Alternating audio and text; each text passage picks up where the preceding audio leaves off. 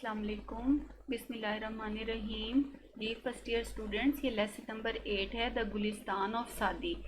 گلستان Saadi شیخ Saadi رحمۃ اللہ علیہ کی مشہور کتاب ہے جس میں چھوٹی چھوٹی کہانیاں ہیں، مورل سٹوریز ہیں. یہ ان کی ٹرانسلیشن ہے. Sheikh Saadi was a great story tailor.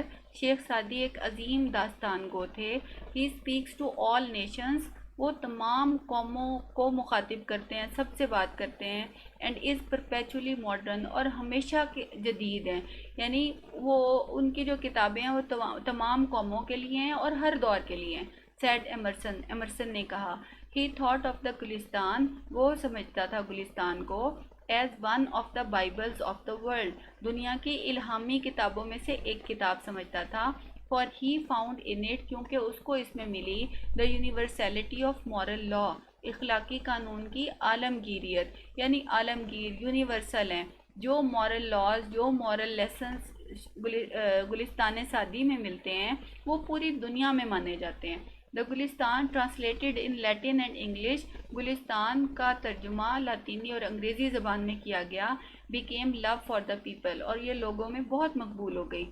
It is interesting to note, یہ نوٹ کرنا دلچسپ ہے، دیٹ انگلش اسکالرس کے انگریز عالم یوزڈ سعدیز ٹرانسلیٹڈ پیرابلز، یا سعدی کی ترجمہ کی ہوئی کہانیاں، پیرابلز ہوتی ہیں سٹوریز ود مورل لیسنز، اور جس میں جن کہانیوں میں کردار جو ہوتے ہیں وہ انسان ہی ہوتے ہیں اور جو کوئی سبق دیتی ہیں.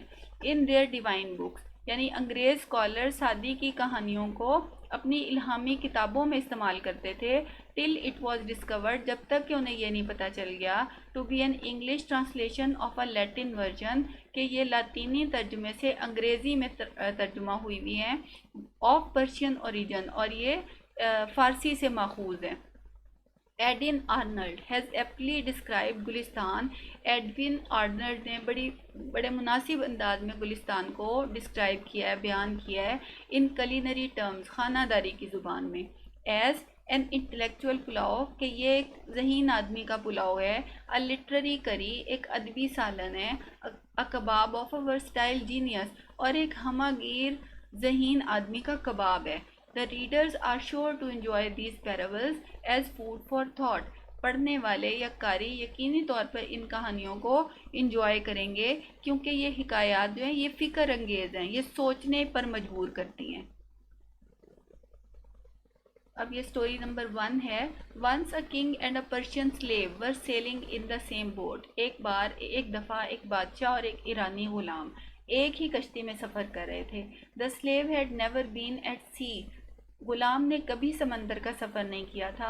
اینڈ نیور ایکسپیرینسڈ اینی کیلیمٹی، اور نہ ہی اس نے کبھی کسی مصیبت کا سامنا کیا تھا. آفٹر سم ٹائم، تھوڑی دیر کے بعد، the boat was hit by a storm, کشتی کو طوفان نے آ لیا. اینڈ اسٹارٹڈ ٹاسنگ، اور یہ ہچکولے کھانے لگی. It was very inconvenient for the passengers, یہ مسافروں کے لیے بہت تکلیف دہ تھا.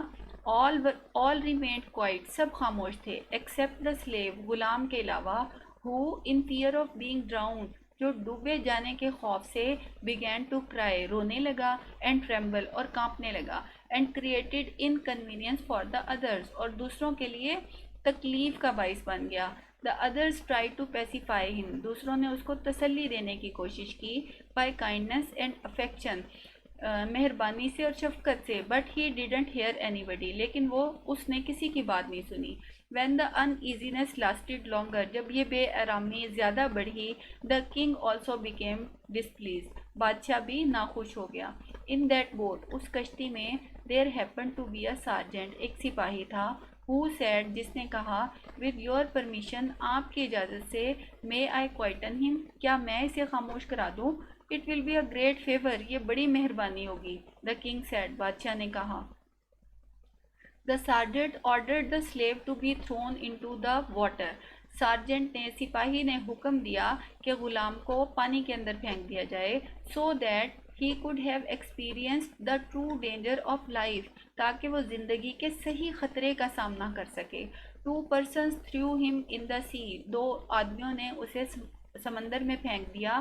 And when he was about to be drowned, اور جب وہ ڈوبنے ہی والا تھا, they pulled him back to the boat, انہوں نے اسے واپس کشتی میں کھینچ لیا. And he clung the stern, اور اس نے, اسٹرن ہوتا ہے کشتی کا پیچھے والا حصہ, back part of the boat جو ہوتا ہے, اس نے کشتی کے پچھلے حصے کو, وہ کشتی کے پچھلے حصے سے چمٹ گیا, with both of his hands, اپنے دونوں ہاتھوں سے. then he sat down, پھر وہ بیٹھ گیا, and remained quiet, اور خاموش رہا. this appeared strange to the king, بادشاہ کو یہ بات عجیب لگی, who could not comprehend the wisdom in the action taken by the sergeant, جو سارجنٹ کے کیے ہوئے کام میں چھپی حکمت کو سمجھ نہیں پایا. and he asked for it, اور اس نے اس کے بارے میں پوچھا. the sergeant replied, سپاہی نے جواب دیا, before he had experienced the danger of being drowned, ڈوبے جانے کے خطرے کا سامنا کرنے سے پہلے, he knew not about the safety of the boat, وہ کشتی کے تحفظ کو نہیں جانتا تھا. a man does not realize the worth of safety, ایک انسان حفاظت کو یا عافیت کی اہمیت کو نہیں سمجھ پاتا, from the misfortune until he has tasted it, جب تک کہ وہ کسی مصیبت کا سامنا نہ کر لے. Story number 2. It is related, یہ بیان کیا جاتا ہے, that while a deer was being roasted for نوشیروان, کہ جب نوشیروان کے لیے ایک ہرن کو بھونا جا رہا تھا, a king of Persia, نوشیروان جو ایران کا بادشاہ تھا, famous for his justice, اپنے انصاف کے لیے مشہور تھا, no salt could be found, نمک دستیاب نہیں تھا. A boy was sent to a village, ایک لڑکے کو گاؤں بھیجا گیا, to bring some salt, نمک لانے کے لیے. The boy brought it, لڑکا لے آیا, and presented it to the king, اور بادشاہ کو پیش کر دیا. Who asked whether he had paid for it, جس نے پوچھا کہ کیا اس نے اس کی قیمت ادا کی ہے. No, said the boy, لڑکے نے کہا نہیں. Pay for the salt, نمک کی قیمت ادا کرو. said the king, بادشاہ نے کہا, lest it should become a custom, کہیں یہ رواج نہ بن جائے, and the village be ruined, اور گاؤں تباہ نہ ہو جائے. having been asked, جب اسے پوچھا گیا, what harm could arise, کیا نقصان ہو سکتا ہے, from such a trifling demand, اتنی معمولی سی چیز سے. The foundation of oppression was small in the world, said the king, بادشاہ نے کہا, دنیا میں ظلم کی بنیاد, foundation of oppression, ظلم کی بنیاد چھوٹی ہی تھی. whoever enlarged it, جس کسی نے بھی اسے بڑا کیا, so that it reached its present magnitude, کہ یہ اپنی موجودہ حالت پر پہنچ گئی, is at fault, وہ سب اس کے ذمہ دار ہیں. if the king eats one apple from the garden of a subject, اگر بادشاہ اپنی رعایا کے باغ میں سے ایک سیب کھا لیتا ہے, his slaves will pull down the whole tree, اس کے غلام پورا درخت گرا دیں گے. for 5 eggs, 5 انڈوں کے بدلے میں, which the king allows to be taken by force, جو بادشاہ زبردستی لینے کی اجازت دے دے, the people belonging to his army, تو اس کی فوج کے لوگ, will put 1,000 fowls on the spit, ہزاروں پرندوں کو, ہزاروں مرغیوں کو سیخوں پر چڑھا دیں گے. a tyrant does not remain in the world, ظالم دنیا میں باقی نہیں رہتا, but the curse on him abides forever, لیکن اس پر کی لعنت جو ہے وہ ہمیشہ رہتی ہے. Story number 3.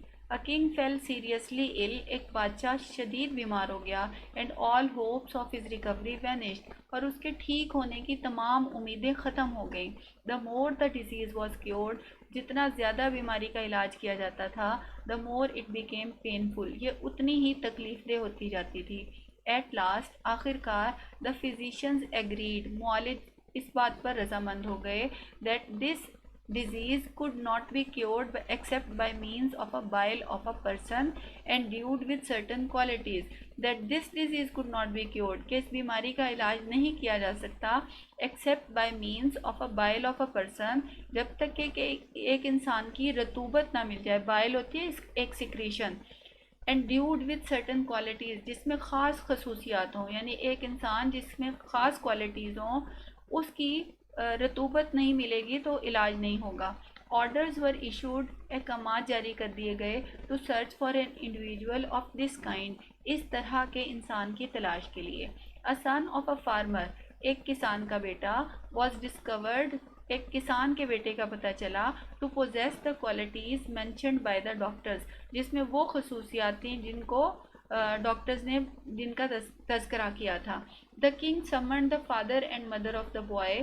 بادشاہ نے لڑکے کی ماں اور باپ کو بلایا. Whose consent he got. جن کی رضامندی اس نے حاصل کر لی. By giving them a huge amount of wealth. ان کو بہت زیادہ دولت دے کر. دا قاضی issued a ڈکری.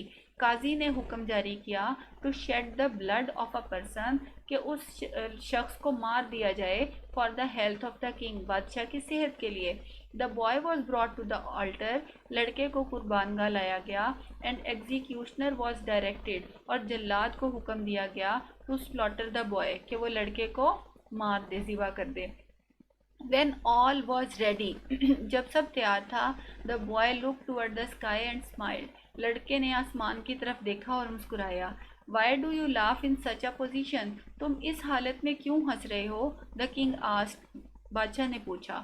A son looks to the affection of his parents. لڑکے کو اپنے والدین کی شفقت کی توقع ہوتی ہے.